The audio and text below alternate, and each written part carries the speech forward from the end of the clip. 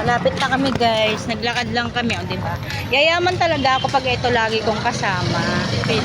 Tipid. Magastos kasi si tita. Negosyanteng magastos. Paano ka kita niya? Oo nga. Yung kinita ko, gastusin ko. Kita ulit. Gastos ulit. Kaya hindi tayo mayaman. Pag may kinita, gastos ulit.